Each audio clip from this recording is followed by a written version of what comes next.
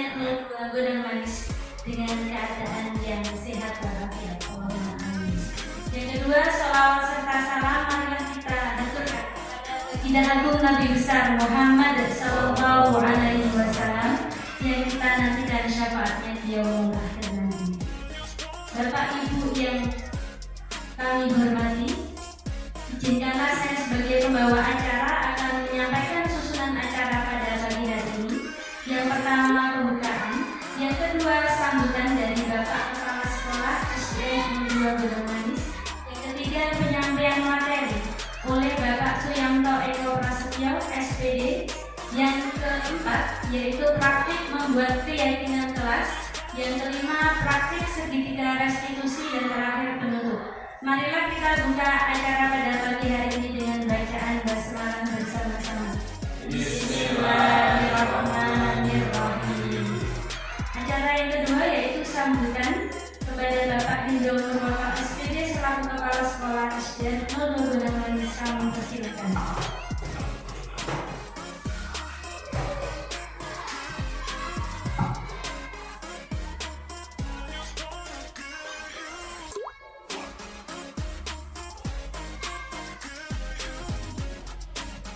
Bismillahirrahmanirrahim. Assalamualaikum warahmatullahi wabarakatuh.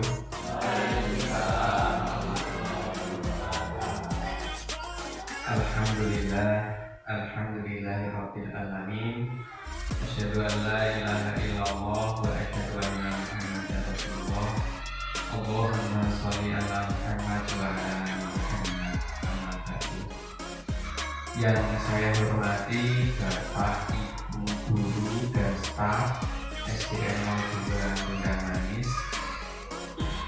Marilah kita bersama-sama senantiasa memanjatkan puji dan syukur kehadirat Allah Subhanahu wa Ta'ala, di mana pada kesempatan siang yang berbahagia ini kita semua dapat berkumpul di ruang kelas SDN 02 Gudang Manis ini dalam keadaan yang sehat, insya Allah tanpa kurang suatu apapun. Mudah-mudahan keluarga kita yang ada di rumah ataupun dimanapun keluarga kita beraktivitas juga selalu diberikan keselamatan dan kesehatan. Sholawat serta salam marilah senantiasa kita haturkan, kita limpahkan ke junjungan kita baginda Rasulullah Muhammad sallallahu alaihi wasallam yang senantiasa kita tunggu syafaatnya di yaumul hisab. Bapak Ibu yang saya hormati, alhamdulillah siang hari ini kita semua diberikan kesempatan untuk melaksanakan diseminasi budaya positif sekolah yang nantinya akan dipandu oleh teman kita Bapak Suyanto Eko Prasetyo SPD, yang saat ini beliau sedang mengikuti atau melaksanakan program pendidikan guru penggerak angkatan 9. Mudah-mudahan selalu diberi kelancaran dalam melaksanakan tugas-tugas maupun proses pembelajaran di pendidikan guru penggerak angkatan 9 ini. Dan bagi Bapak Ibu yang lain juga kami harapkan nantinya bisa mengikuti jejak dari Pak Eko ini, karena program guru penggerak ini saya yakin banyak manfaatnya, utamanya dalam kita meningkatkan kualitas pembelajaran kita, kualitas diri kita sebagai pemimpin pembelajaran, sehingga dengan meningkatnya kemampuan atau profesionalitas kita dalam melakukan pembelajaran di kelas, nantinya akan meningkatkan well-being student. Artinya anak-anak itu bisa merasa nyaman dalam belajar dan bisa mengambil pesan sekaligus amanat apa yang ada di dalam pembelajaran yang dilaksanakan pada kegiatan pembelajaran di sekolah. Yang entry point-nya adalah perwujudan profil pelajar Pancasila. Kembali kepada budaya positif, Bapak Ibu, bahwa budaya positif ini merupakan salah satu elemen penting dalam rangka guru maupun sekolah itu menciptakan karakter atau moral yang baik sekaligus kinerja yang baik. Karena dua poin penting itu, pertama adalah karakter atau moral, yang kedua adalah skill atau kinerja. Itulah yang sangat dibutuhkan untuk output atau standar kelulusan bagi sekolah kita. Karena apa, Bapak Ibu? Tantangan zaman saat ini itu membutuhkan individu yang baik dalam karakternya atau moralnya dan kualitas yang tinggi dalam hal kinerjanya atau skillnya. Jadi skill yang baik dilandasi dengan moral atau sikap yang baik, inilah yang dibutuhkan nanti untuk membangun bangsa ini. Dan salah satu elemen penting untuk mewujudkan dua hal tersebut adalah melalui pengoptimalan budaya positif sekolah. Nah, yang nantinya mungkin Pak Eko selaku CGD sudah merumuskan, melaksanakan sekaligus mengembangkan budaya-budaya positif yang dilaksanakan untuk murid-muridnya. Nah, dalam hal ini, dalam kesempatan ini, tentunya apa yang sudah menjadi pengalaman Pak Eko dalam merumuskan, melaksanakan sekaligus merefleksikan budaya positif yang sudah dilaksanakan, tentunya tidak cukup sampai di situ. Tentunya perlu diimbaskan kepada rekan yang lain. Dalam rangka nantinya budaya positif itu tidak hanya dikembangkan di sekolahnya Pak Eko, tapi ke depan bisa dikembangkan sebagai budaya positif sekolah. Sehingga kita semua bisa satu visi, satu tim yang diharapkan ke depan di sekolah kita akan muncul budaya-budaya positif yang nantinya bisa mewujudkan peserta didik yang memiliki moral sekaligus kinerja yang baik dan perwujudan atau profil pelajar Pancasila, di mana ada 6 dimensi, yaitu beriman dan bertakwa kepada Tuhan yang pada Tuhan yang Maha Esa dan berakhlak mulia, kemudian mandiri, benar, kritis, berwawasan global, kemudian kreatif, sekaligus inovatif. Nah, 6 dimensi profil pelajar Pancasila yang nanti diharapkan muncul pada peserta didik kita, yang sehingga kedepannya bisa menjawab tantangan zaman, tantangan global, sehingga ke depan di tahun 2045 yang menjadi target jangka panjang negara kita adalah Indonesia emas, Indonesia maju, dan Indonesia yang bermartabat di masa dunia. Mudah-mudahan dari kelas Pak Eko mengimbas kepada sekolah kita, kepada teman-teman sejawat yang lain, dan bisa mengimbas ke sekolah-sekolah yang lain, dan akhirnya nantinya bisa mewujudkan generasi emas Indonesia tahun 2040. Itu saja mungkin sambutan dari saya. Mudah-mudahan Bapak Ibu peserta desiminasi ini tetap semangat, suasananya dibikin ceria, ya, jangan sampai tegang. Dengan suasana yang ceria, mudah-mudahan nanti apa yang menjadi tujuan desiminasi ini bisa tercapai dengan baik, ya. Kemudian kita bisa mengambil manfaat dari kegiatan desiminasi ini untuk kita kembangkan sebagai budaya positif sekolah. Begitu saja sambutan dari saya, mudah-mudahan bermanfaat. bermanfaat. Apabila ada kurangnya saya mohon maaf. Bila topik wal hidayah wal hidayah. Wassalamualaikum warahmatullahi wabarakatuh. Waalaikumsalam warahmatullahi wabarakatuh. Terima kasih kepada Bapak Hendro SPD yang telah memberikan motivasi dan juga sambutannya. Nah, tibalah acara yang ditunggu-tunggu dan dinanti-nanti kita semuanya, yaitu materi diseminasi budaya positif SDN 02 Bonangmanis yang akan dibawakan oleh Bapak Suyanto Eko Prasetyo SPD. Kepada beliau dipersilakan.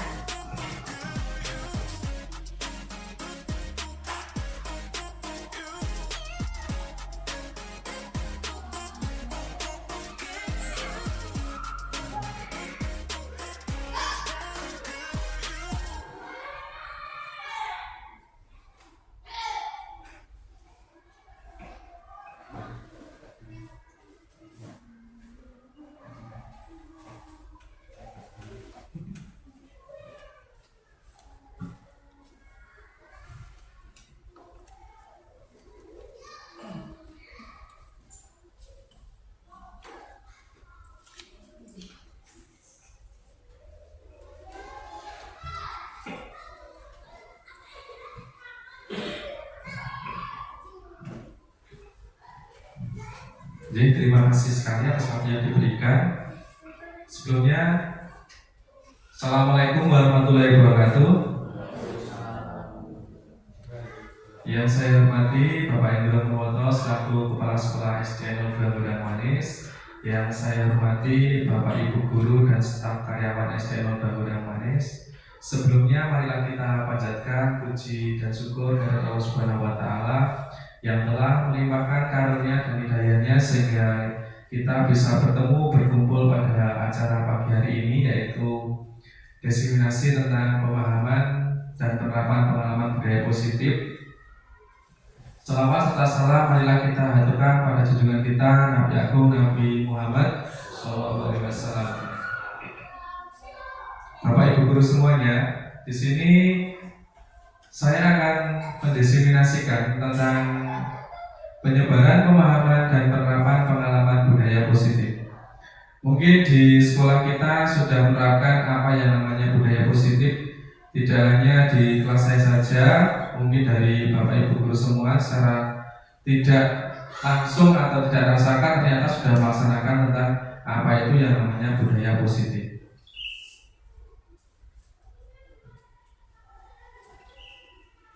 Nah, Bapak Ibu Guru semuanya, di sini ada konsep inti budaya positif, yaitu yang pertama adalah perubahan paradigma belajar.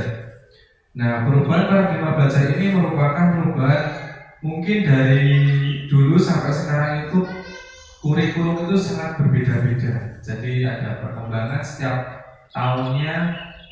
Bukan berarti setiap pemerintahan itu ganti kurikulum, tidak, tetapi menyesuaikan dengan perkembangan zaman. Kemudian dilanjutkan dengan disiplin positif.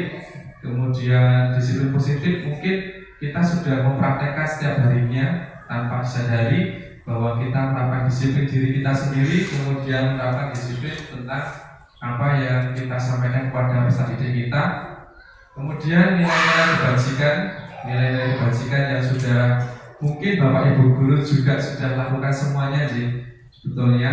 Kemudian kebutuhan dasar manusia. Kebutuhan dasar manusia itu sangat banyak sekali Bapak Ibu Guru semuanya. Tidak hanya sandang, papan, dan pangan, mungkin nanti bisa ada yang lain. Kemudian setelah itu adalah motivasi perilaku manusia. Nah, itu sangat berkaitan sekali dengan kebutuhan dasar manusia. Kemudian di sini posisi kontrol guru. Nah, kita di sini semuanya sebagai wali kelas, terutama mempunyai posisi kontrol guru, dan nantinya posisi kontrol guru itu dapat menunjang tentang tujuan pembelajaran kita yang ingin kita capai. Kemudian setelah itu adalah kita membuat keyakinan kelas. Setelah posisi kontrol guru, di sini keyakinan kelas kita butuhkan untuk mencapai tujuan pembelajaran yang kita harapkan. Setelah itu ada segitiga restitusi.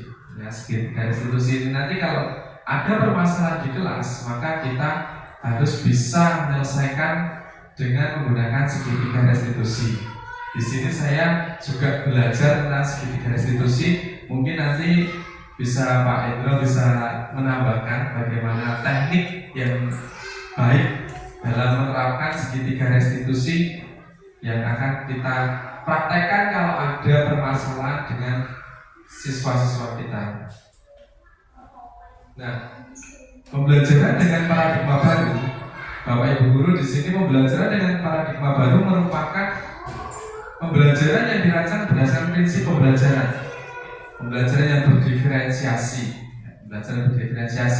sehingga para peserta didik belajar sesuai kebutuhannya berdasarkan tahap perkembangan sesuai teori psikologi modern untuk mewujudkan profil pelajar Pancasila. Nah, dari pembelajaran kita sebetulnya itu kita diharapkan bisa mendiferensiasikan tentang kebutuhan peserta didik kita, apa yang mereka harapkan, agar nantinya bisa muaranya itu menjadi profil pelajar Pancasila yang diharapkan. Jadi sebetulnya di awal pembelajaran itu kita harus mendiagnosis tentang kebutuhan belajar peserta didik kita. Kalau di kelas 1 mungkin kita bisa konsultasi atau berkomunikasi dengan guru-guru TK bahwa si A sudah bisa membaca atau belum, si B sudah lancar atau belum, kemudian si C sudah sangat lancar membaca. Lah itu mungkin bisa kita mengetahui seperti itu, mungkin mendiagnosis dari awal, mungkin dari guru-guru sebelumnya. Guru kelas 1, kelas 2 juga mungkin bisa bertanya dengan guru kelas 1 dan sebagainya. Seperti itu. Jadi nanti kita bisa mendiferensiasikan kebutuhan apa yang ingin peserta didik harapkan. Jadi kita bisa menyelaraskan ya, seperti itu. Nah, kemudian tentang miskonsepsi tentang teori kontrol. Biasanya ada ilustrasi guru mengontrol murid. Nah, biasanya kita itu harus, siswa itu harus gini seperti itu. Kemudian kalau ada yang ilusi bahwa kritik dan saran membuat rasa bersalah mampu menguatkan karakter. Dan selanjutnya, ilusi bahwa semua penguatan positif efektif dan bermanfaat. Kemudian ilusi bahwa orang dewasa berhak memaksa. Nah, di antara miskonsepsi tentang teori kontrol ini, mungkin kita ada miskonsepsi tersendiri, mungkin pernah kita lakukan tanpa sadari. Saya sendiri juga seperti itu. Kadang ada anak yang terus terang tidak mengerjakan PR, langsung saya marahi seperti itu. Mungkin itu salah satu miskonsepsi saya, karena dulu belum mengenal yang namanya tentang teori kontrol sebagai guru. Karena terus terang saya menjadi guru penggerak ini dapat ilmu tersendiri, dapat pengalaman bahwa apa yang saya lakukan selama ini kurang pas seperti itu. Dalam hal tentang teori kontrol, tentang kita mengontrol murid, kita harus mengerti sesuatu murid melaksanakan seperti itu karena apa, alasannya apa, dan kita harus bagaimana menindaklanjuti. Nah, sebagai orang dewasa mungkin kita memaksa murid harus seperti ini, seperti keinginan kita. Padahal dalam tekanan batin dari siswa kita belum tentu mereka itu mau seperti itu. Kita harus membangkitkan rasa mereka menyadari bahwa apa yang mereka lakukan itu benar sesuai dengan keyakinan kelas yang akan kita laksanakan. Nah, kemudian mengubah paradigma stimulus respon ke pendekatan teori kontrol. Stimulus responnya yang pertama, realitas kebutuhan kita sama. Kemudian teori kontrolnya, realitas kebutuhan kita ternyata berbeda. Mungkin kebutuhannya Pak Saji dengan Budika itu sama, kemudian ternyata kebutuhan yang lain berbeda. Pak Indro dengan Pak Hadi mungkin berbeda juga. Nah, kemudian stimulus respon yang kedua yaitu semua orang melihat hal yang sama. Kemudian teori kontrolnya, setiap orang memiliki gambaran yang berbeda. Kemudian yang ketiga, stimulus respon yang ketiga yaitu kita mencoba mengubah orang agar berpandangan sama dengan kita. Tetapi teori kontrolnya, kita berusaha memahami pandangan orang lain tentang dunia. Nah, ini mungkin kita bisa sharing-sharing dengan rekan-rekan guru kita nih, itu kita mencoba mengubah orang agar berpandangan sama dengan kita. Mungkin saya sering ngobrol dengan Mas Hadi tentang pembelajaran, tentang kehidupan sehari-hari, pengennya seperti ini, seperti ternyata Pak Hadi juga tidak setuju dengan apa yang saya harapkan seperti itu. Mungkin seperti itu sih. Jadi kan stimulus responnya tidak semuanya berpandangan sama dengan kita. Kemudian yang berikutnya, stimulus respon yang berikutnya, perilaku buruk dilihat sebagai sesuatu kesalahan. Nah, ada yang tadi anak-anak tidak atau lupa mengerjakan PR, itu menurut kita itu pasti salah sih, karena kita sudah berikan tugas. Tapi kita tidak tahu kenapa mereka itu tidak mengerjakan PR. Nah, mungkin ada alasan sendiri. Mungkin di rumah itu mereka sibuk, sangat sibuk sekali membantu orang tuanya. Padahal hal seperti itu sangat baik juga, karena tanpa sadari bahwa dia sudah berusaha untuk tanggung jawab membantu kedua orang tuanya. Meskipun kadang sampai lelah, ternyata sampai lupa, dia ketiduran, jadi tidak mengerjakan PR. Sampai di sekolah dan dimarahi gurunya seperti itu. Nah, gurunya harusnya tahu permasalahan apa sehingga dia tidak mengerjakan PR. Kemungkinan juga mungkin belum bisa mengerti dengan materi yang kita berikan, sehingga mereka mau mengerjakan itu bingung. Bagaimana sih mengerjakan ini? Bagaimana ya caranya seperti itu? Mau tanya di kelas, dia takut dibully dengan teman-temannya. Nah, mungkin itu permasalahan-permasalahan seperti itu mungkin bisa kita carikan solusi. Nah, kemudian orang lain bisa mengontrol saya, stimulus responnya, tetapi teknik kontrolnya hanya Anda yang bisa mengontrol diri Anda sendiri. Nah, seperti itu. Mungkin orang lain itu bisa mengontrol saya, itu stimulus responnya. Tapi kalau ternyata yang sebetulnya itu yang bisa mengontrol diri kita itu ya kita sendiri. Tidak hanya kita diperintah, kita harus dengan aturan sebagainya, tapi kita menyesuaikan dengan perintahnya dengan kesadaran diri kita sendiri. Jadi kita bisa melaksanakan apa itu aturan, apa itu perintah dengan tanpa keterpaksaan, jadi menjadi sebuah kebiasaan yang baik. Kalau kita diperintah dan ternyata di hati kita itu ternyata tidak selaras, mungkin blunder rasanya seperti itu. Kemudian yang berikutnya, saya bisa mengontrol orang lain, tapi dari kontrolnya Anda tidak bisa mengontrol orang lain. Nah, ini kebalikannya, bahwa stimulus responnya bahwa kita bisa mengontrol orang lain, kita bisa mengatur si A, si B, si C bahwa harus manut dengan kita. Tetapi kenyataannya itu tidak semuanya bisa kita kontrol. Kemudian berikutnya, pemaksaan ada pada saat rujukan yang gagal. Nah, kemudian dari kontrolnya, kolaborasi dan konsensus menciptakan pilihan-pilihan baru. Kalau kita memaksakan sesuatu, ternyata itu pada saat rujukannya gagal, maka dampak yang terjadi adalah kita kemungkinan ke depan tidak bisa mengharapkan yang dituju tadi. Tetapi dengan kolaborasi, dengan menciptakan pilihan-pilihan baru, ide-ide yang baru dengan rekan-rekan semuanya, pastinya bisa mencapai tujuan yang diharapkan. Kemudian yang berikutnya, model berpikir menang atau kalah. Nah, selama ini kita menciptakan suasana di kelas itu yang namanya kita kompetisi. Harus ada yang menang, ada yang kalah.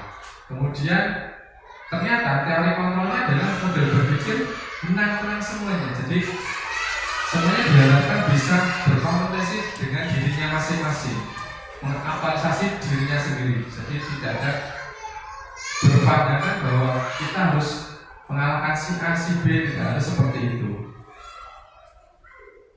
Selanjutnya kita masuk ke dalam disiplin positif. Disiplin berasal dari kata disiplina yang berarti belajar. Disiplin mengacu pada disiplin diri yang memiliki tanggung jawab terhadap apa yang dilakukannya berdasarkan nilai-nilai yang diyakini. Disiplin positif merupakan salah satu cara penerapan disiplin yang bertujuan untuk menumbuhkan kesadaran serta memberdayakan pendidikan, kemudian penghargaan, reward, ancaman atau hukuman tanpa imbalan penghargaan, reward, ancaman atau hukuman. Nah, di sini di disiplin positif ini bertujuan untuk menumbuhkan. Nah, menumbuhkan itu berarti kan kita harus bagaimana cara menumbuhkan rasa dalam diri anak-anak itu tanpa imbalan, penghargaan atau reward, serta ancaman atau hukuman. Nah, jadi kesadaran yang kita bangun dari dalam diri anak-anak. Contoh, anak-anak itu belum tentu kita berikan reward, mereka bisa motivasi agar penampilan kita itu atau belajar mereka meningkat dan sebagainya, itu belum tentu. Kemudian hukuman belum tentu menjerakan, belum tentu mereka itu jerah dengan hukuman yang kita berikan. Nah, mungkin dari Bapak Ibu sudah melaksanakan itu semua aja untuk penghargaan, rewardnya, ancaman dan hukuman. Mungkin saya mau bertanya nih, dari Bapak Ibu guru semuanya aja, ini penghargaan itu sebetulnya itu baik gak? Mungkin berarti dulu. Menurut saya penghargaan itu baik, Pak, untuk menambah motivasi dalam diri siswa dan juga menambah semangat yang lain. Tapi tidak dilakukan terus-menerus, beberapa sekali-sekali saja. Jadi kalau menurut berarti itu penghargaan itu atau reward itu sangat baik, tetapi tidak boleh dilakukan terus-menerus. Nah, dari penjelasan dari mungkin sahabat berarti itu benar sekali, tetapi tidak boleh dilakukan secara terus-menerus. Karena apa nantinya? Anak-anak itu terbentuk mindset tersendiri bahwa kita kalau melakukan sesuatu, kalau tidak diberi hadiah, maka tidak akan melakukan seperti apa yang kita inginkan. Contoh, kita minta anak-anak itu, kalau kamu membersihkan ruang kelas ini, akan saya beri permen anak-anak, mereka bersihkan terus. Nah, ketika suatu saat kita tidak memberikan permen, anak-anak itu nantinya apa? Pertama, nagih, meminta. Kenapa nggak dikasih permen Pak Guru? Biasanya kan dikasih. Kedua, tanpa disadari mereka berpikir, karena kita tidak, anak berpikir gini, kenapa sekarang kita tidak dikasih permen ya? Mungkin ya udah kita nggak usah nyapu aja. Nah, jadi tidak dikerjakan dengan sendirinya. Mungkin seperti itu.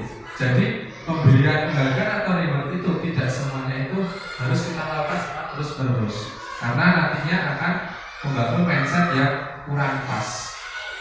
Mungkin saat kita pertama kita berikan reward itu sangat baik untuk memotivasi anak untuk belajar dan sebagainya. Tapi kalau berkelanjutan terus, nanti mindset anak itu menjadikan jaga nih, seperti itu.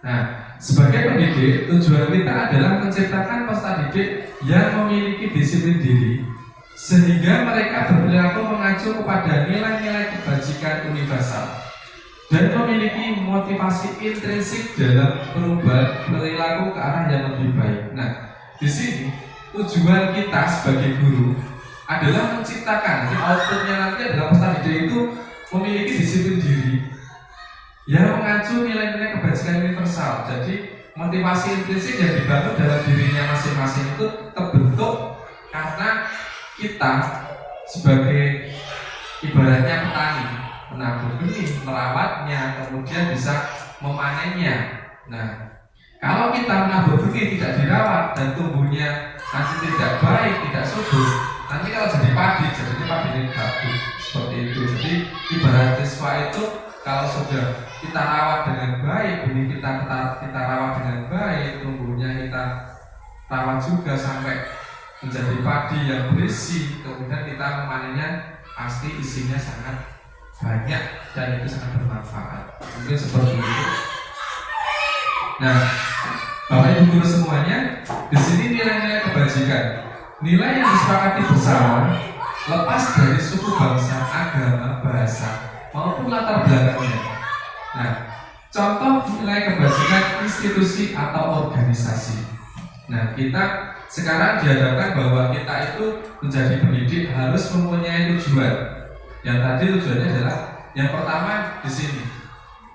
Outputnya siswa-siswa kita harus menjadi sebuah siswa yang menerapkan profil pelajar Pancasila. Seperti Pak Ito tadi sudah sampaikan di depan bahwa kita harus ibaratnya menciptakan bahwa pendidikan di sekolah itu nanti berkaitan dengan profil pelajar Pancasila. Yang pertama adalah beriman dan bertakwa kepada Tuhan Yang Maha Esa dan berakhlak mulia.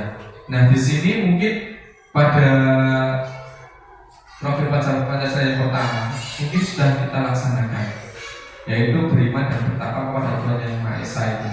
Setiap harinya sudah dibimbing oleh Pak Surato bahwa kita itu melaksanakan yang namanya murojaah dan hafalan surat. Nah, mungkin dari pengalaman Pak Surato, jadi ini saya mau bertanya kepada Surato bahwa dari apa yang telah dilaksanakan Pak Surato mungkin ada satu kendala atau apa hambatan apa yang mungkin dalam pelaksanaannya itu nanti bisa kita selaraskan dengan rekan-rekan guru yang lain. Monggo Pak Surato.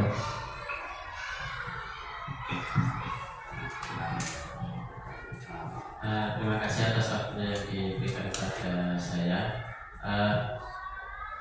Menurut saya Pak Eko tentang hambatan yang selama ini saya alami ketika memimpin anak-anak kita untuk melakukan murojaah dan sebagainya itu, kendala yang terbesar adalah tentang menumbuhkan kesadaran dari diri mereka ketika misalnya tidak disuruh oleh guru itu mereka mau melaksanakan dengan sendiri. Itu yang kendala yang menurut saya paling besar.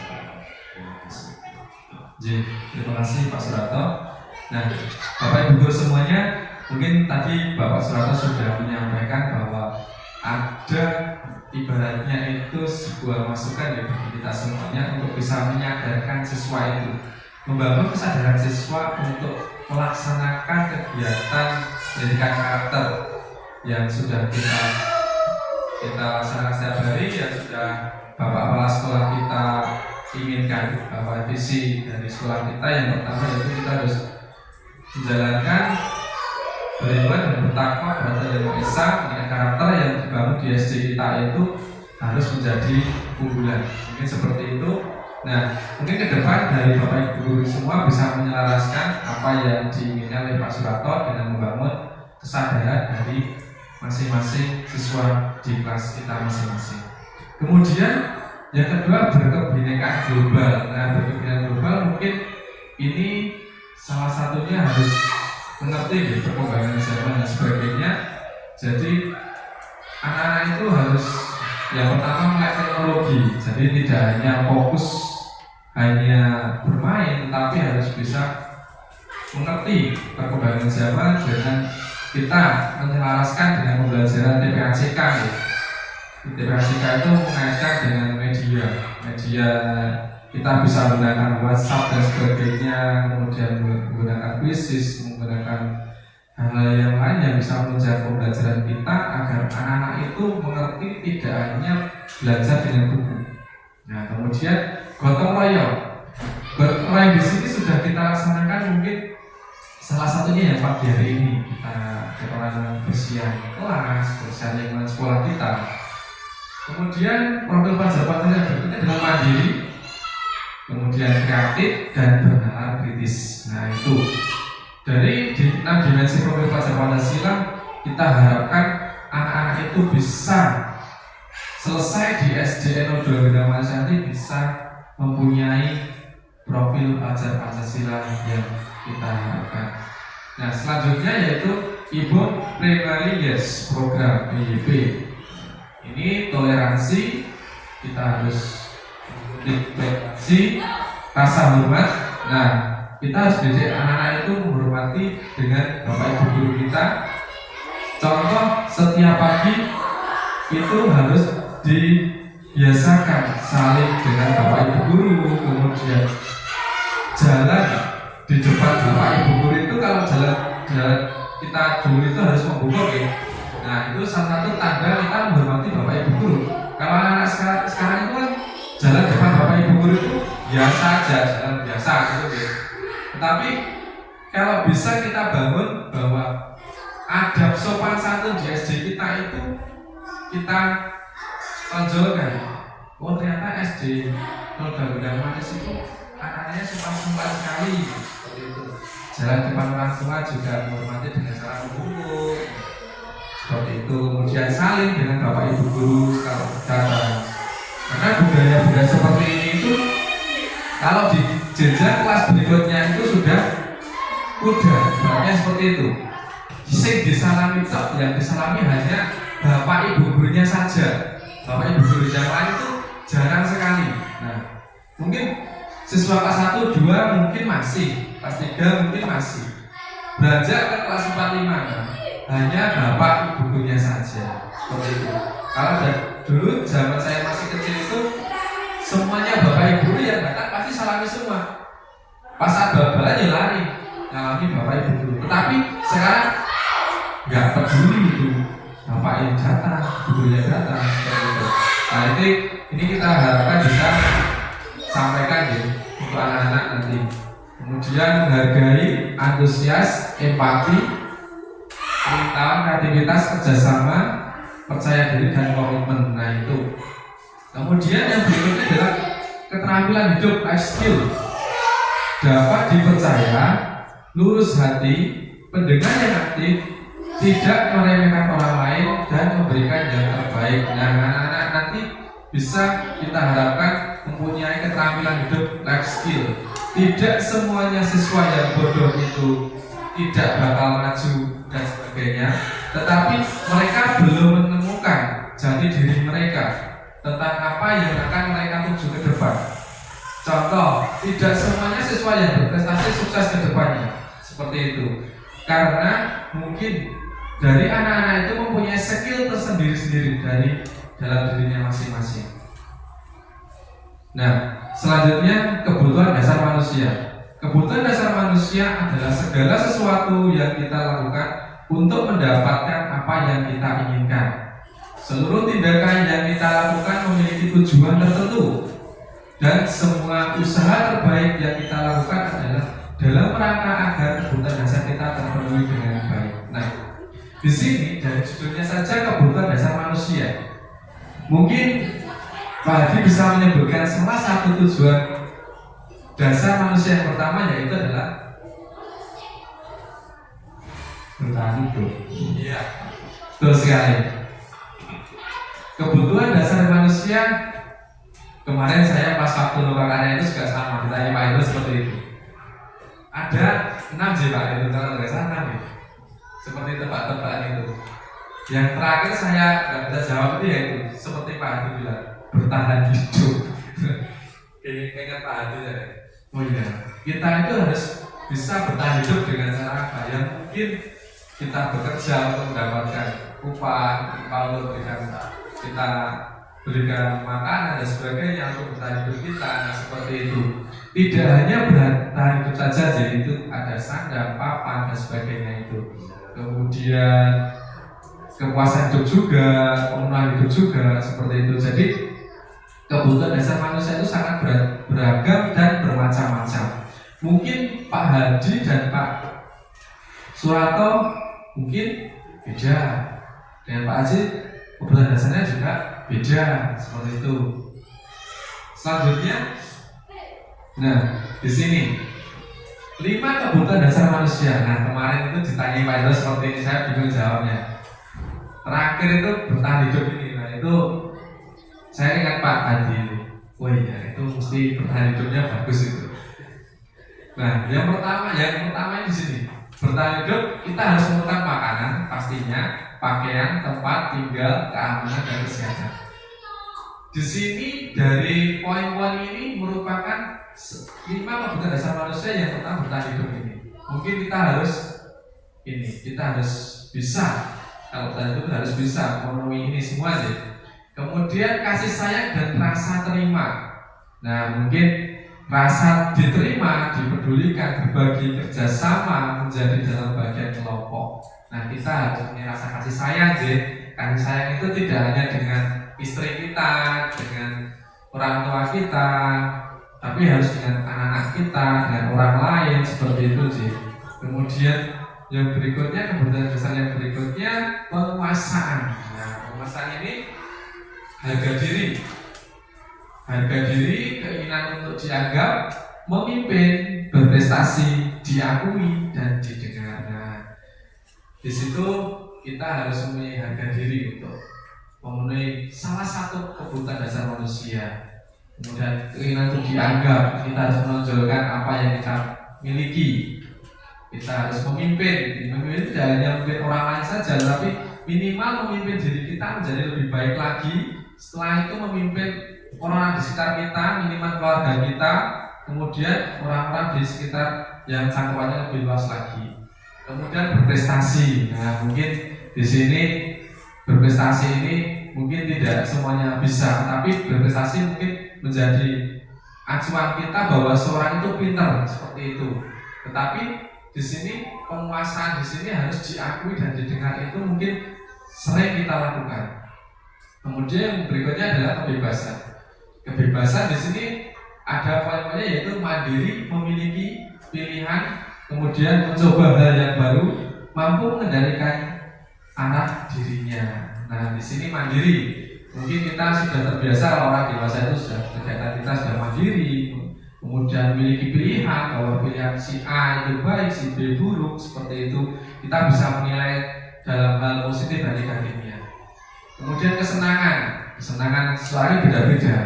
Mungkin Pak Rato senangannya apa sih?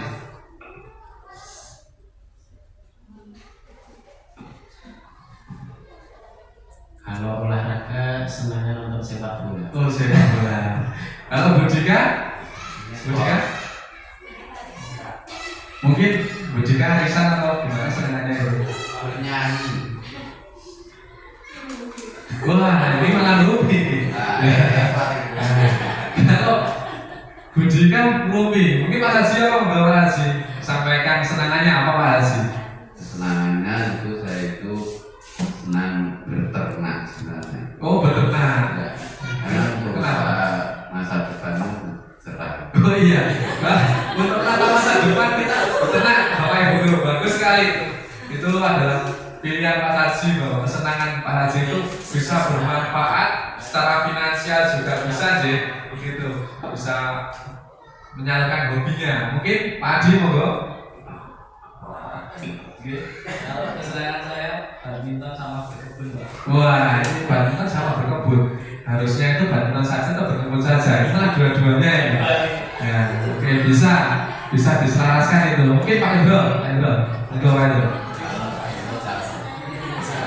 Ini semuanya harus menyampaikan nih kesenangannya apa ya. Karena saking banyaknya kesenangan saya malah bingung. Ya intinya prioritasnya kesenangan saya itu lebih ke arah kepuasan dalam mendidik peserta didik gitu. Oh, jadi Supaya peserta didik itu betul-betul sesuai dengan harapan visi sekolah. Oh, jadi Itu saja. Jadi kalau Pak Indro itu intinya anak-anak itu bisa sukses dengan visi sekolah, itu bisa berhasil, bisa diterapkan. Mungkin berarti terakhir Pak Iya, Adi ya. Pak. Kesenangannya transferan suaminya. Baik itu bagus sekali nih. Ya situ tunggu ya ini. Maka oh gitu ya. Baik.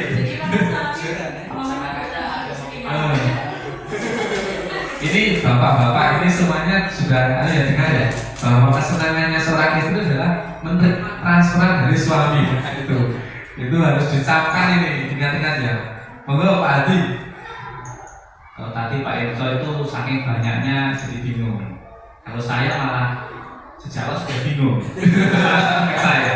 Karena kadang kita mencari kesenangan, tapi pas kita beraktivitas itu kadang kok nggak senang ya. Makanya saya nonton film sampai di bioskop kok bisa aja ya. Terus saya kadang eksplor diri saya sendiri. Oh mungkin saya melakukan sesuatu yang saya sadari itu saya punya tujuan dan ketika berhasil saya bahagia. Kadang hal simpel saja. Saya beres-beres rumah itu kadang kan itu pekerjaan yang agak membosankan dan apa gitu kan. Tapi ketika punya tujuan, oh kalau ada salah nggak enak gitu kan. Nah, ketika saya bersihkan selesai, capek, tapi kok ada hormon-hormon dalam tubuh saya yang merasa ini loh kesenanganmu gitu. Itu seperti saya itu.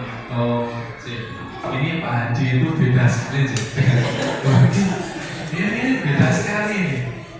Kalau Bapak Ibu guru semuanya tadi ada yang hobi olahraga, mungkin Pak Indra tadi adalah motivasi dan bagaimana caranya mengevaluasi putra didik sesuai dengan tujuan sekolah, dan Bu Ratih menerima transferan suaminya. Tapi Pak Hadi beda, menampilkan apa yang mereka jadi diri Pak Hadi sendiri nih. Bingungnya gimana? Mau menentukan senangnya apa itu malah bingung loh. Ini unik sekali. Karena apa yang Pak Hadi adalah hormonnya Pak Hadi itu senang kalau melakukan sesuatu yang simpel-simpel seperti itu. Ternyata membersihkan rumah aja kalau sudah sampai selesai berkeringat, ternyata bisa memunculkan rasa kesenangan sendiri oleh Pak Hadi.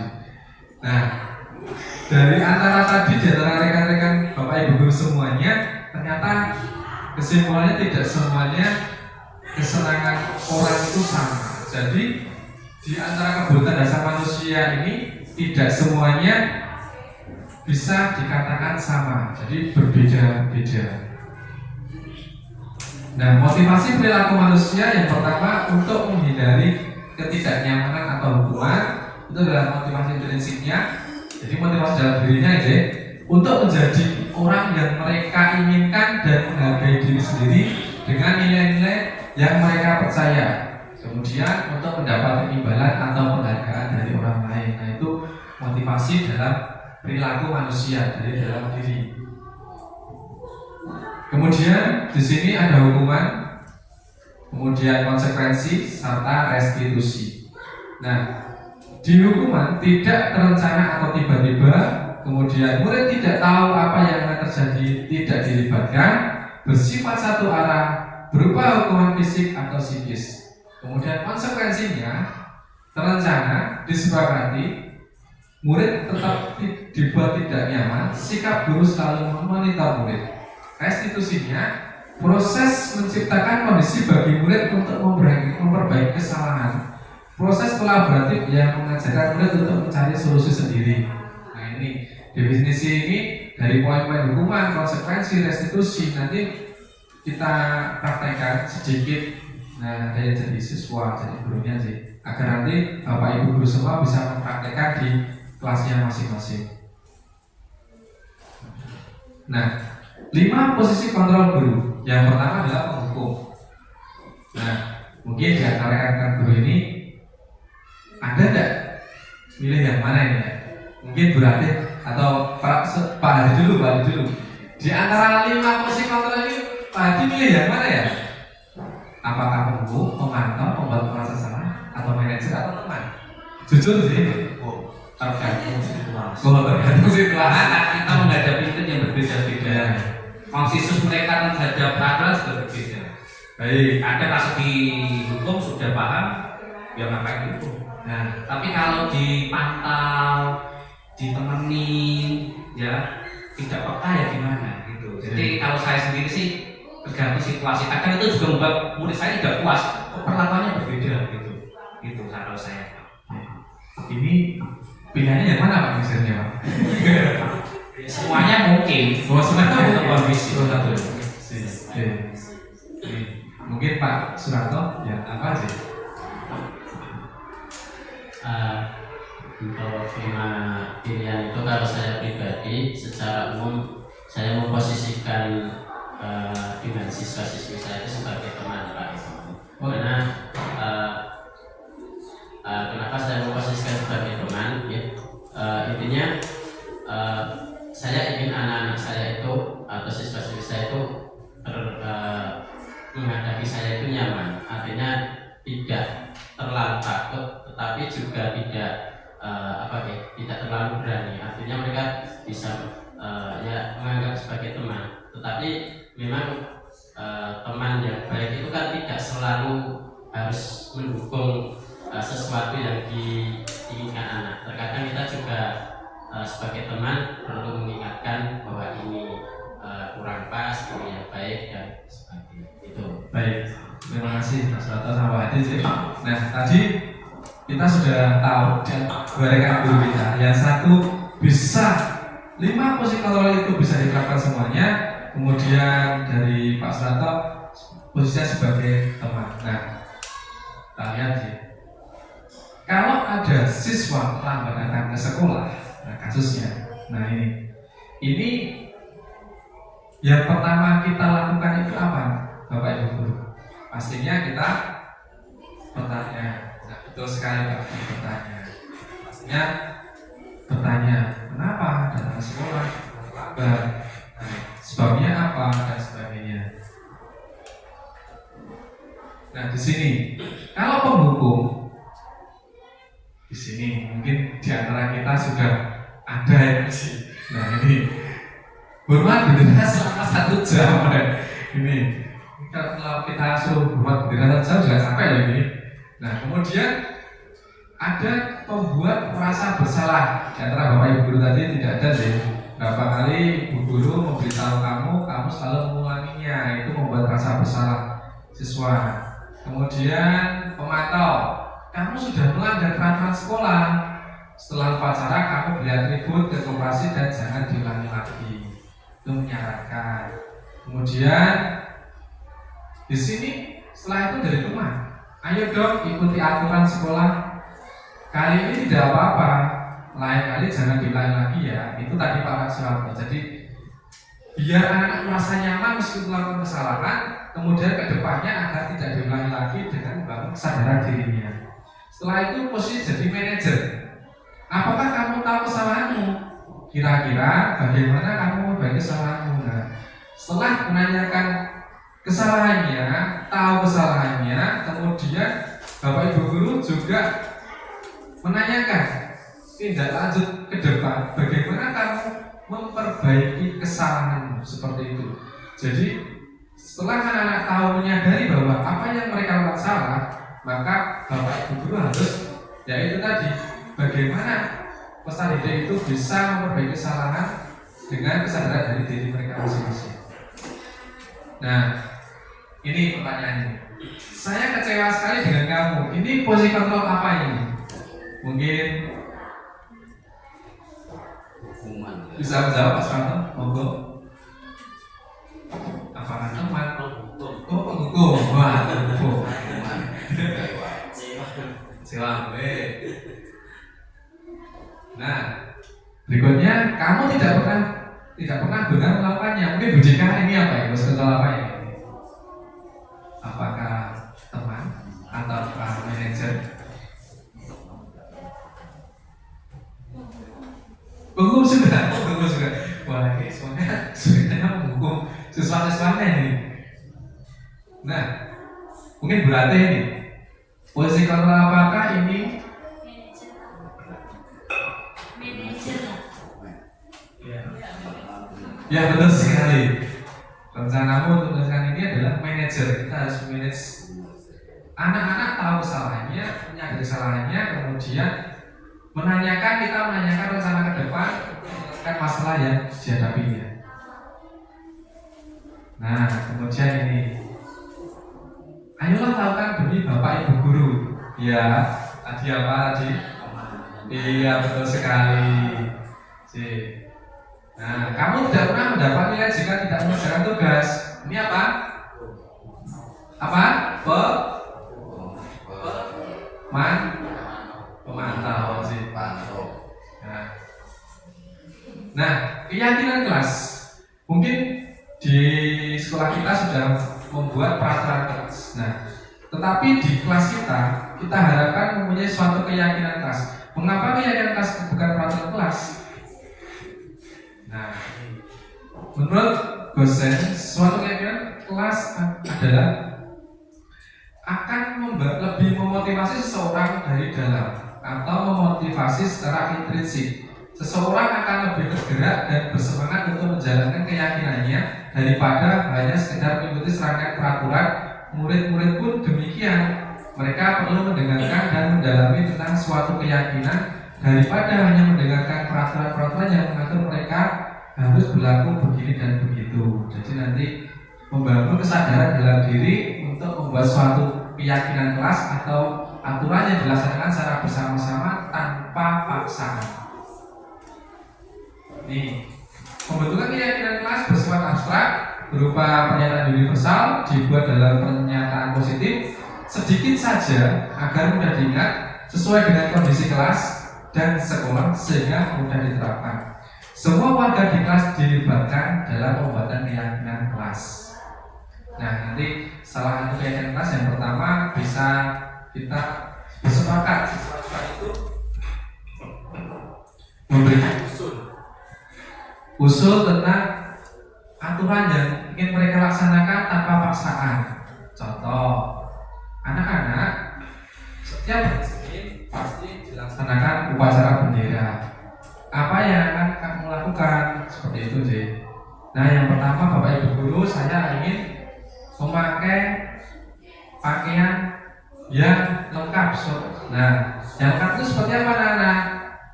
Topi, dasi, ikat pinggang, sepatu hitam, seperti itu.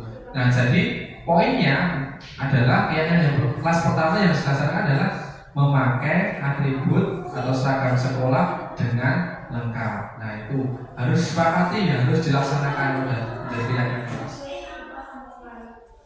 Nah, nanti kalau di sini kalau kita membentuk keyakinan kelas, nanti kita harus, ini karena videonya sangat lama sih, nanti bisa kita praktekkan sedikit di antara kita untuk membuat suatu keyakinan kelas bahwa kita harus menyampaikan tentang apa yang diinginkan oleh peserta didik agar mereka itu juga bisa tertib dalam mengikuti pembelajaran. Nah, berikutnya segitiga restitusi. Nah, ini yang poin terakhir ya. Suatu proses dialog yang dijalankan oleh guru agar dapat menghasilkan murid yang mandiri dan bertanggung jawab. Yang pertama, kalau ada kesalahan yang dilakukan oleh peserta didik kita harus menstabilkan identitasnya. Kemudian kalau sudah distabilkan salahnya apa, kemudian validasi tindakan yang salahnya. Sudah tahu salahnya, kemudian kita validasi dulu. Setelah itu menanyakan keyakinannya. Nah, itu adalah segitiga restitusinya. Nah, menstabilkan identitasnya berdasarkan prinsip membuat kesalahan adalah bagian dari proses pembelajaran. Pertanyaannya hampir sama seperti ini semua. Kamu pasti punya alasan mengapa melakukan hal seperti itu. Kamu patut bangga karena telah melindungi sesuatu yang penting buatmu. Kamu membuat melakukannya karena mempertahankan sesuatu yang penting bagimu. Di antara ini mungkin kita sudah pernah melaksanakan itu. Karena anak-anak melakukan kesalahan, kita menanyakan kenapa kamu melakukan hal seperti itu. Nah, itu nanti kita gali terus. Kemudian menanyakan keyakinan berikutnya.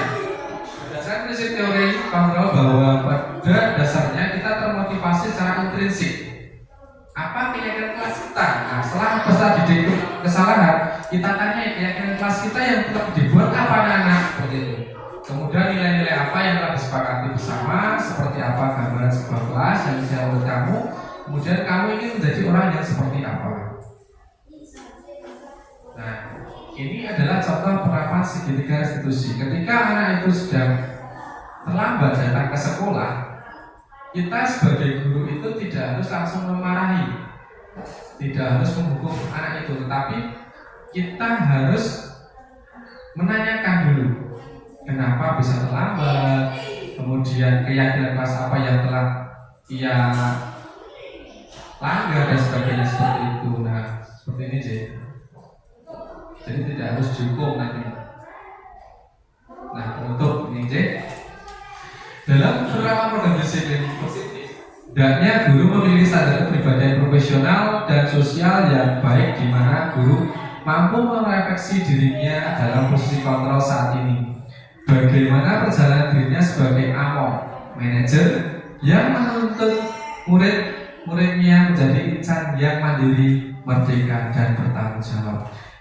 Demikian Bapak Ibu Guru semuanya, bahwa kita mungkin sudah melaksanakan apa yang dinamakan disiplin positif, mungkin tanpa sadari. Nah, di sini mungkin pemaparan dari saya ada kurang lebihnya, saya mohon maaf. Billahi taufiq wal hidayah. Wassalamualaikum warahmatullahi wabarakatuh.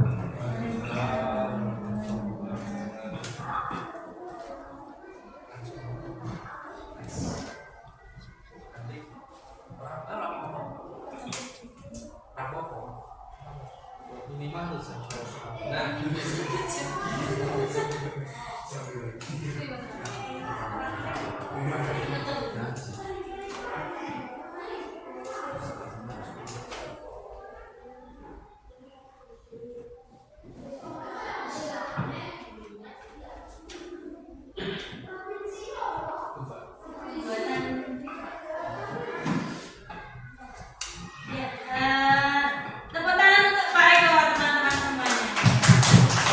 Luar biasa sekali diseminasi budaya positif yang sudah disampaikan oleh Pak Suyanto Prasetyo SPD. Terima kasih banyak atas ilmu yang bermanfaat. Acara selanjutnya yaitu praktik pembuatan keyakinan kelas. Nanti Bapak Ibu semuanya akan dipandu langsung oleh Bapak Suyanto Prasetyo SPD bagaimana kita membuat keyakinan di kelas kita masing-masing. Monggo Pak Ibu dipersilakan. Terima kasih untuk yang diberikan. Mohon Pak. Kita ini mau mempraktekkan tentang tadi membuat keyakinan kelas ini. Nah, mungkin Pak Surato bisa ke depan. Oke. Semuanya menjadi siswa sih. Nah, jadi siswa semuanya. Pak Surato menjadi gurunya.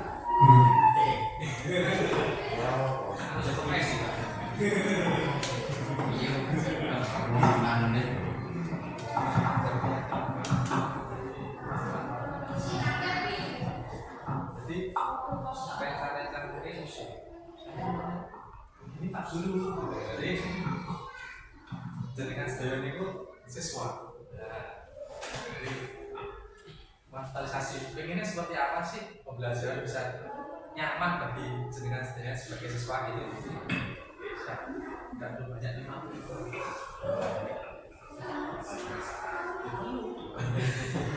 Tak pola-pola lagi. Bismillahirrahmanirrahim. Langsung ya. Assalamualaikum warahmatullahi wabarakatuh.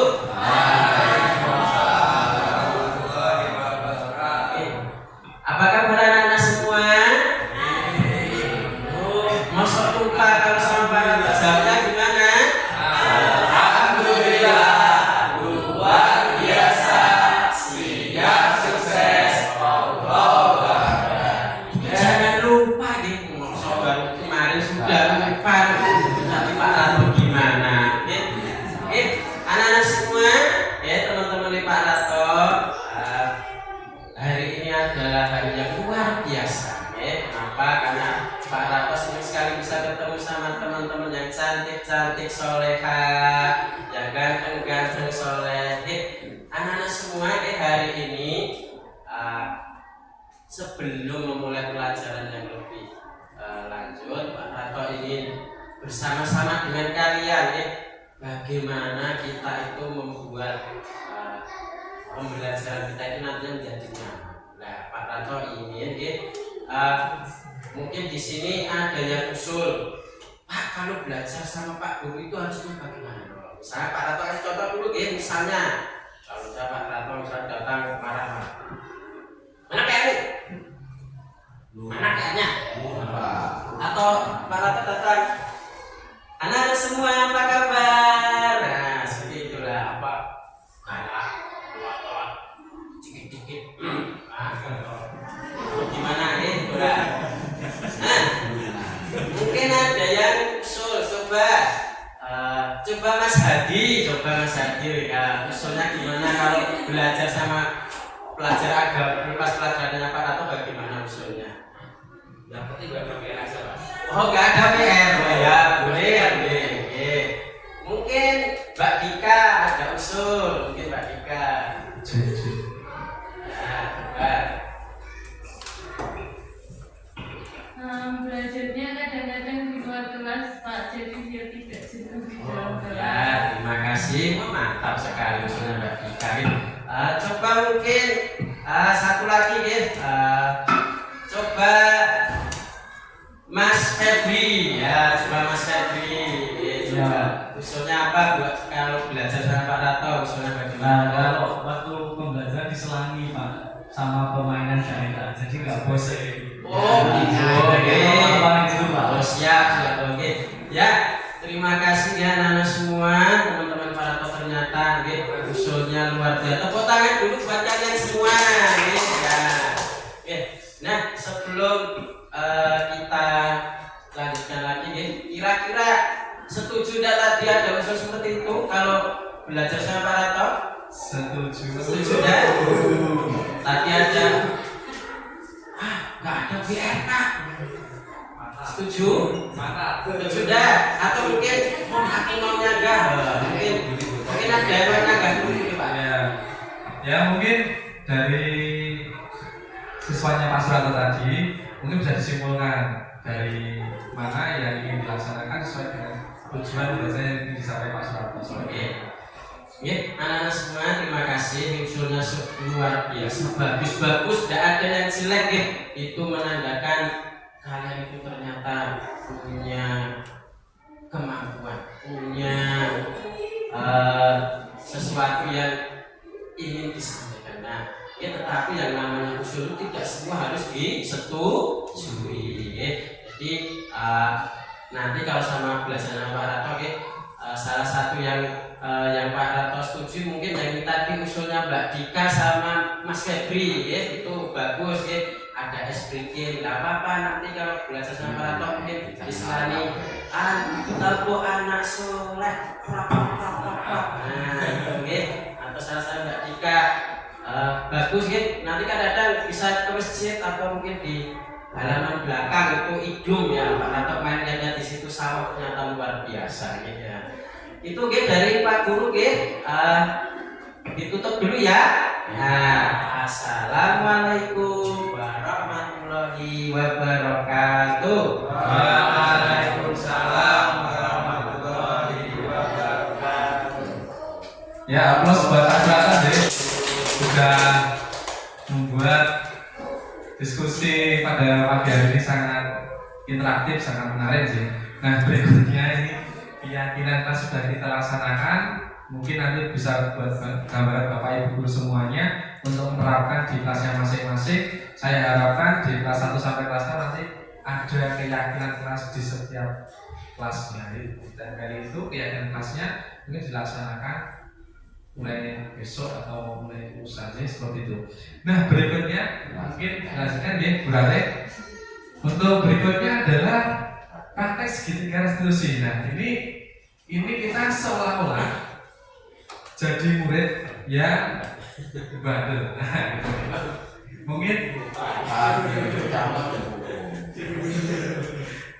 Mungkin kita mempraktekkan ini bisa buat gambaran kalau kita menghadapi siswa yang bandel dan sebagainya, itu mungkin ada teknik-teknik sendiri. Mungkin Pak Indra nanti bisa membimbing dari rekan-rekan guru di sini sih Pak Indra. Mungkin yang jadi murid mungkin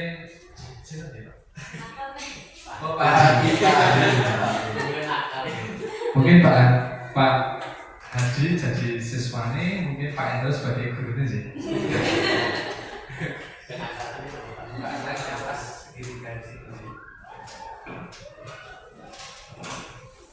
Tengok kamu jangan di wawancari Pak Indra. Pak Dani,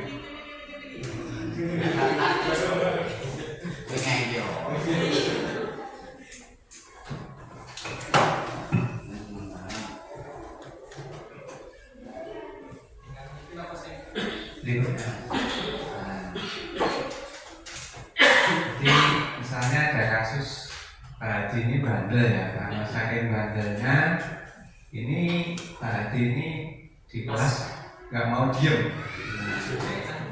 Akhirnya Mas Hadi ini memecahkan kaca almari.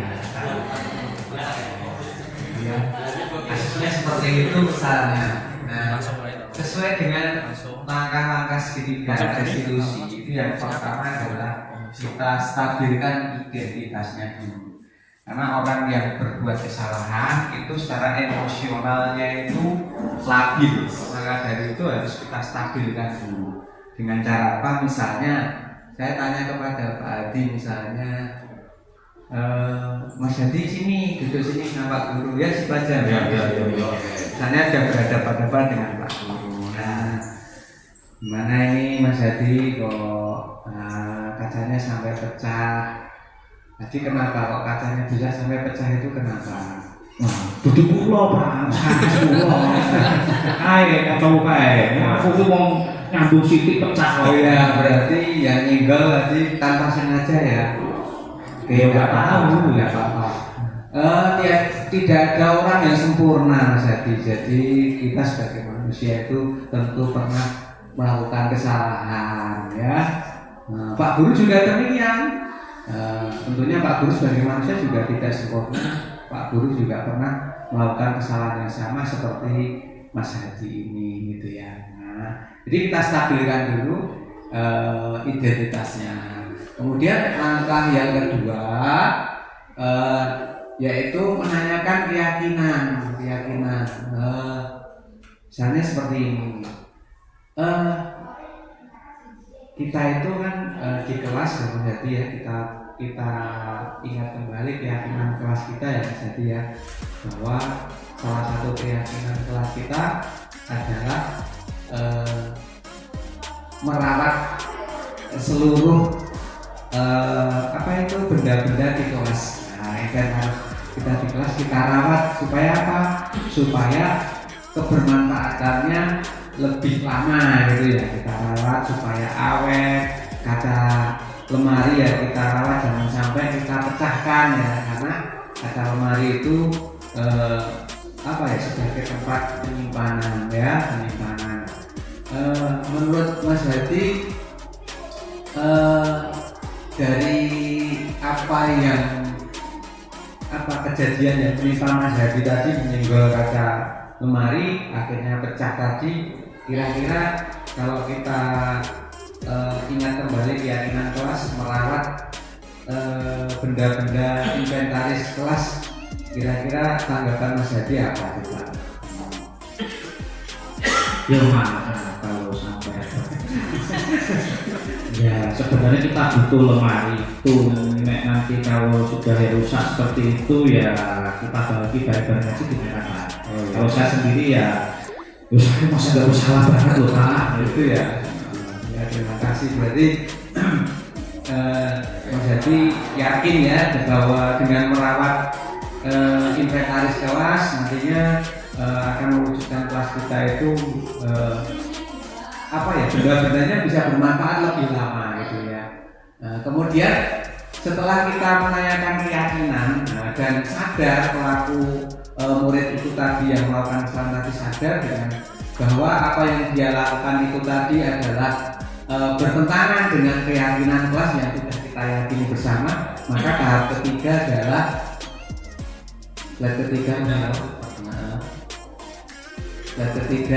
yaitu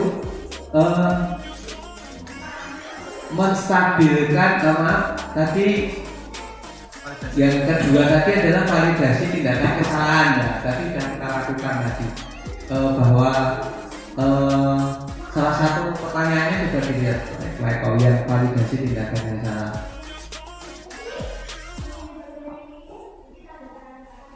Yang validasi tindakan yang salah. Nah, tadi sudah disampaikan rencana ke depannya ya diperbaiki bersama-sama. Kemudian yang terakhir, langkah terakhir yaitu tadi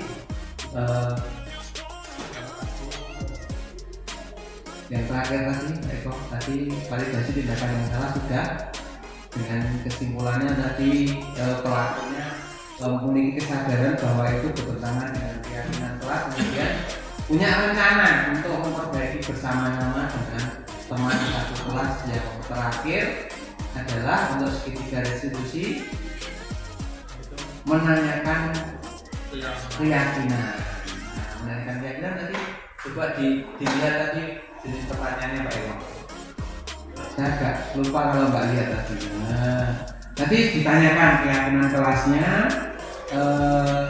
kemudian nilai yang sudah disepakati apa, yaitu merawat keberlangsungan atau merawat inventaris kelas. Kemudian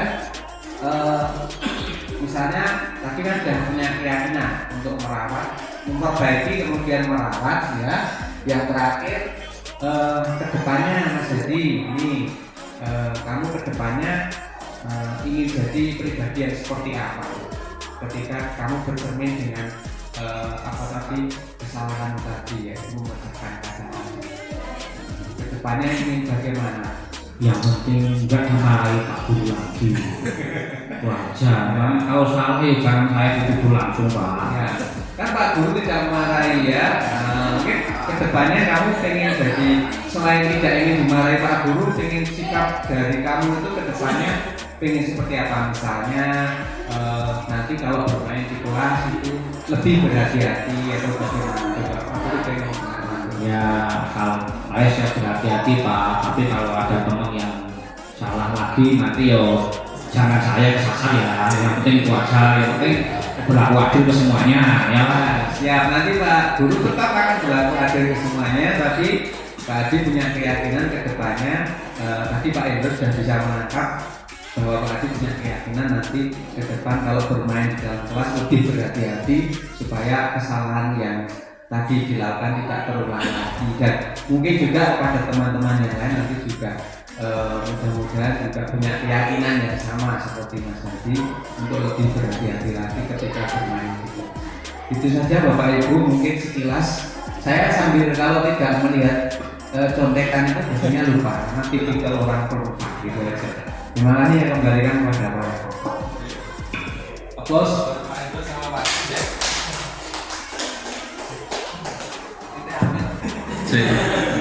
Jadi ini tadi muridnya sangat bandel sih.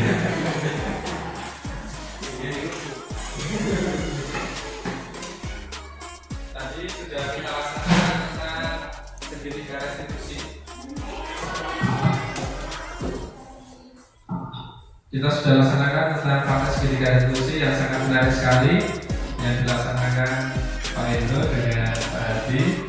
Mungkin bisa kita terapkan ketika nanti ada siswa kita yang melakukan kesalahan, jadi tidak menjudge bahwa itu semua kesalahan itu buruk, tapi harus kita cari alasannya dulu apa yang ia lakukan kenapa seperti itu. Jadi mungkin sangat menarik sekali sih pertemuan pada pagi hari. Mungkin saya kembalikan waktunya pada moderator kita untuk acara pada pagi hari. Terima kasih kepada Pak Sian Joko Prasetya SPD yang telah memberikan materi sekaligus praktiknya yang luar biasa. Semoga kita bisa langsung terus praktikannya ya Bapak Ibu, karena sangat real sekali di lapangan. Banyak murid kita yang mungkin agak sedikit membentuk pada kita dengan adanya keyakinan kelas dan juga segitiga restitusi tadi. Diharapkan anak-anak mampu memperbaiki kesalahannya. Marilah kita sebelum mengakhiri pertemuan yang luar biasa pada pagi hari ini, mari kita tepuk salut dulu ya Bapak Ibu untuk kita semuanya. Ya. Tepuk salut, jempol-jempol, jempol-jempol, salut gitu loh. Ya. Kita akhiri pertemuan pada siang hari ini dengan bacaan hamdalah bersama-sama. Alhamdulillahirobbilalamin. Saya sebagai pembawa acara pada pagi hari ini mengucapkan mohon maaf apabila selama memandu Bapak Ibu ada perkataan dan perbuatan yang tidak berkenan. Wassalamualaikum warahmatullahi wabarakatuh.